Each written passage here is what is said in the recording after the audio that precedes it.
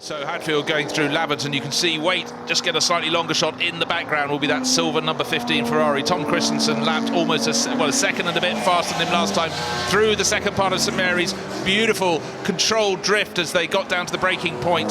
The blue Aston Martin with Simon Hadfield, but chasing and just totally on top of this short wheelbase number 15, the Ferrari, Tom Kristensen. Joe McCurry slid down the order. Kristensen is making up everything, helped in no small part by the safety car coming out and bunching the field, keeping the 15 right in the mix. That's right, and you can see that the silver Ferrari is gaining inexorably on the dark blue Aston Martin. This is Kristensen. Marcus, a change of place right at my feet. Tom Alexander has dropped to 8th place because the second Halusa, Nicholas Halusa, has taken the 16, the Ferrari bred van, passed him into 7th. That really is upper place, because that number 20 has that stop-go, still hanging over it for the early out of order stop. But Patrick Blakeney-Edwards is up to 4th in reality. He's ahead of the young Jag. Yes, Kristensen quick again, isn't that? A 130.017, 130.017. Which is under the pole time. No back markers ahead of them. It's an absolutely clean battle between this pair. The Aston Martin number 8 still ahead of Tom Kristensen, but nowhere to hide as they come down from Ford Water. Simon Hadfield here could sort of decide the race, couldn't he? Because if he keeps Tom behind long enough, that would allow Andrew Smith to win in the E-Type. But if Tom Kristensen can find a way through quickly, I think he's got enough time to go after the Jaguar. But it's down to 5.5 seconds, so it's coming down. It is coming down. Another 1.8 gain back last time. So Kristensen is certainly... It's a question of when, not if, and I don't think we're going to have to wait very long. Through Lavert, the Ferrari was so much more cornering ability there. Tom Kristensen able to pick his line and the kink around the outside. On the kink. Lavent kink. And that's not someone he's lapping, that is for position with a driver of Simon Hadfield's calibre. A great move there from Tom Kristensen. Now they're behind one of the other Ferrari short wheelbases, and Kristensen looking up to the inside, wasn't going to make it. And Hadfield got hung out to dry a little, and in fact they both did, so it's even Stevens. But in this shot we have the first 3 coming down at the front in the dark red E-Type number 73. It's Andrew Smith. 3.4 seconds, the gap's come down by another 2 seconds. No cars between them. Tom Kristensen has picked up one of the back-marking Ferraris in his silver Ferrari that Joe McCurry started the race. In the background, the dark blue DB4 GT. Simon Hadfield trying to hang on, but you feel that is in vain. Further back, the Halusa, it's Nicholas is now catching up with Rob Huff in the DB4 GT Zagato Aston Martin.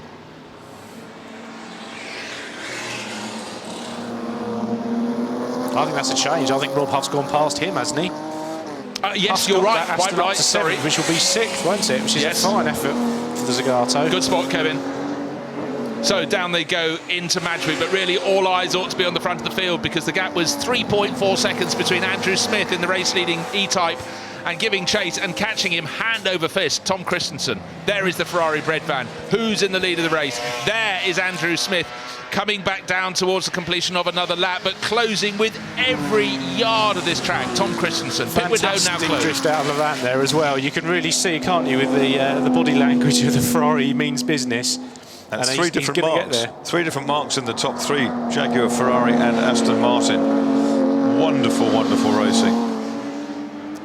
4 marks in the top 4, AC Cobra with Pat Blakeney-Edwards. So just to complete and augment that great statement, Marcus, wonderful racing here, the Kinrara Trophy, and the light is going by the minute, but the race is not being put in the shade. Andrew Smith is leading for how much longer? Oof! And look at the lap from Kristensen. 129.5. Maybe we should put that car into the TT the weekend as well. That's a fantastic lap, isn't it? And he was quickest to anybody on S2 and S3, the last 2 sections of the track. He's now diving in now, and you can see that as he went over the line, the headlights were lighting up the number plate of the lead Jag. Bear in mind, this is a car that Tom Kristensen hadn't driven until this morning. That's amazing, isn't it? He can drive, can't he?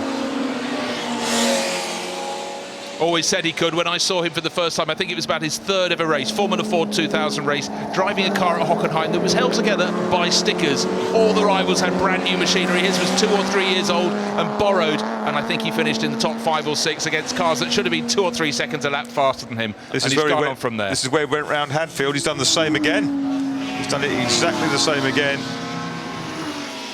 A couple of laps Come on, later. Joe Macari hasn't spotted his cars in the lead of the race yet. Someone's got to tell him. But of course, he's now going to worry for the remaining 8 minutes of this race. But who could be a safer pair of hands than Tom Kristensen, a driver who over the years garnered Le Mans wins that wouldn't have come the way of lesser drivers. He was always able to drive his way around problems and nurse cars that had problems towards the end of the 24-hour race. And these days, it's a full-out sprint at Le Mans. It's not an endurance race anymore. It's 24 hours of race sprinting. And Tom Kristensen, those 9 wins didn't come for no reason. Here's a replay of that move. Again, the better traction through not just the first part of Lavin, but the second part too. He gets the power down. Wonderful cornering potential. And round the outside of our erstwhile race leader, Andrew Smith. Yeah, there's Joe Macari thinking all his Christmases have come at once. But there's still 7 minutes to go.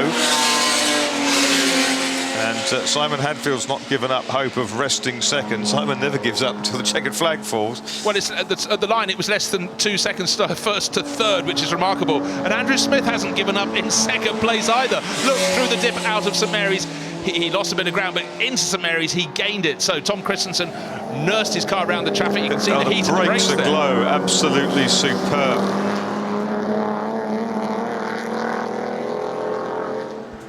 Simon Hadfield now on the back of the Cottingham E-Type. I suspect it might take him a little bit longer to get past than it took Tom Kristensen. Behind them, a great effort from Patrick Blakeney-Edwards, done that car's best time of 1:32.109.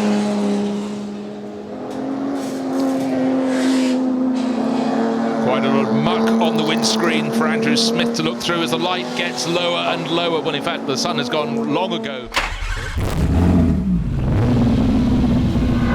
I mean, I've been insulted by Alan Menu. I've been strangled by Rickard Lydell.